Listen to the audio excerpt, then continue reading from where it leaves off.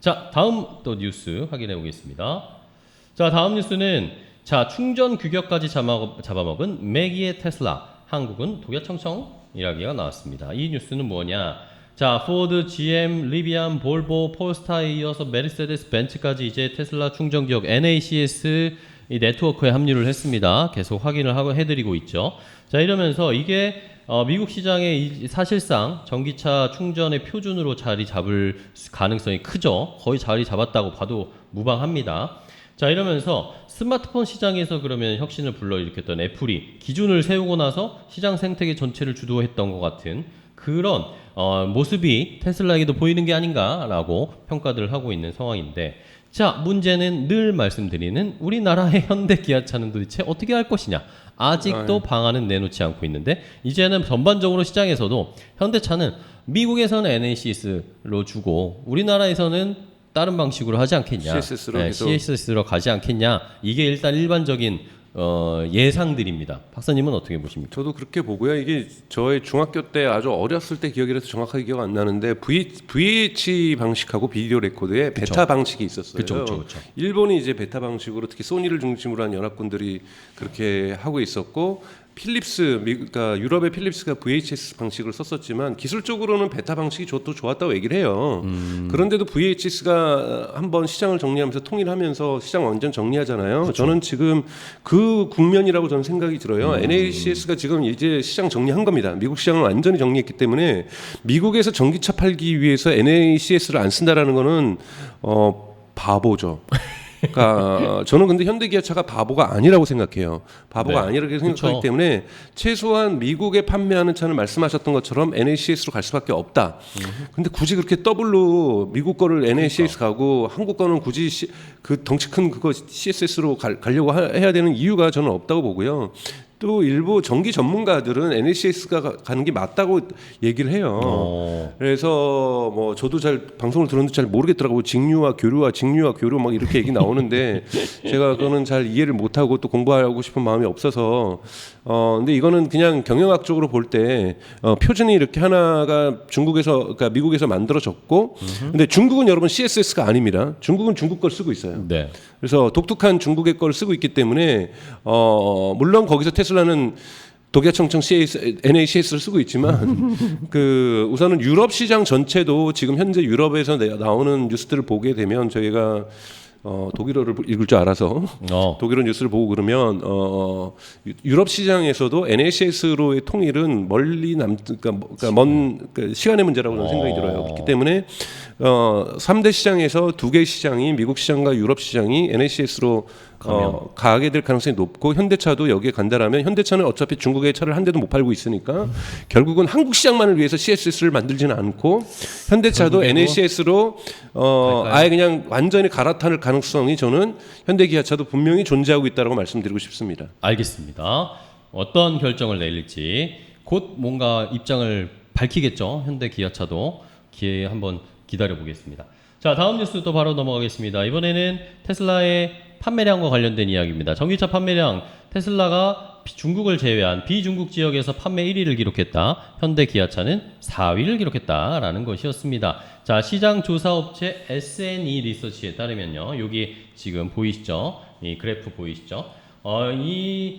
글로벌 중국을 뺀 글로벌 전기차 시장에 등록된 플러그인 하이브리드와 순수 전기차가 204만 5천 대로 판매가 됐다라는 것이었습니다. 작년 같은 기간보다 37.3%가 늘었는데, 자, 어쨌든 전기차의 수요는 계속 늘고 있다. 물론 여기에 하이브리드가 좀 포함되어 있긴 하지만 어쨌든 수요는 계속 늘어나고 있다라는 것.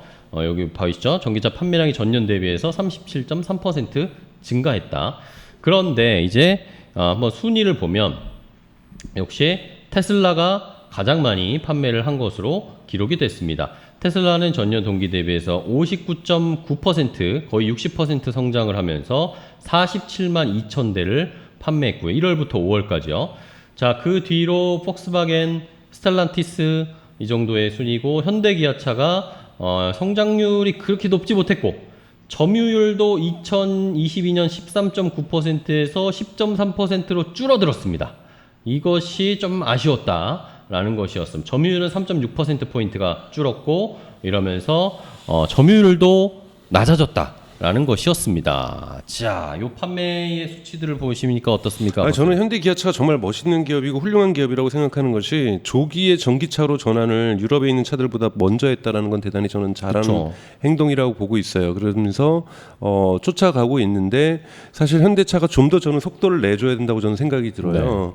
속도를 내줬으면 좋겠고 그래서 사실은 뭐 BMW나 길리 이런 데를 계속해서 앞서갔으면 좋겠는데요. 사실은 이 경쟁이 점점 해가 갈수록 치열해지고 있기 때문에 그쵸. 여기서 살아남을 건데 살아남기 위해서 보다 빠른 어떤 움직임들이 있어야 되고 보다 빠르게 내연 기관을 벌이려고 하는 노력이 있어야 되는데 한국에서는 전혀 내연 기관을 벌일 생각이 없는 듯 행동하잖아요. 네.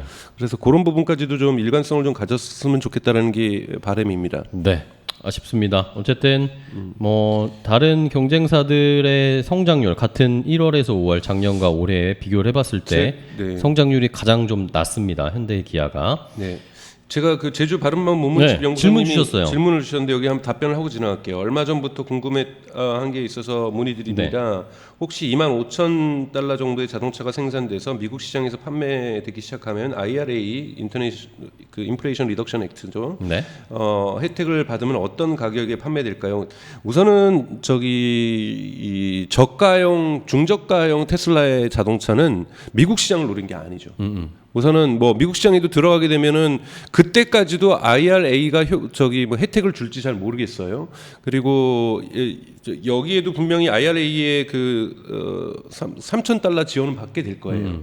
그리고 캘리포니아도 받게 될 있어서 대단히 미국에서도 의미가 있을 거라고 저는 생각이 드는데 이런 자동차는 유럽이라든지 인도라든지 중남미라든지. 특히 중국 시장을 노리는 제품이 될 것이고 이제는 남미 시장까지 진출할 수 있는 글로벌 마켓으로 완전히 갈 수 있는 생산량만 받쳐준다라면 아마 없어서 못 파는 차가 될 거라고 저는 생각이 들어요. 그래서 요 생산량을 당연히 맞춰줄 거고 여기에서 얼마나 프라핏을 낼 수 있느냐는 결국은 지난번에 얘기했던 언박스드 프로덕션 프로세스를 잘 적용해서 생산 단가를 얼마나 낮출 수 있느냐. 그렇죠. 이거는 다른 데서는 여기서 마진율 맞추기 어렵다. 제가 GM에서는 얘기했잖아요. GM CEO가 뭐라고 했냐면 2만 달러에서 3만 달러까지는 3만 달러대에서는 자기네들은 도저히 이거 수익률을 못 못한다. 맞추겠다.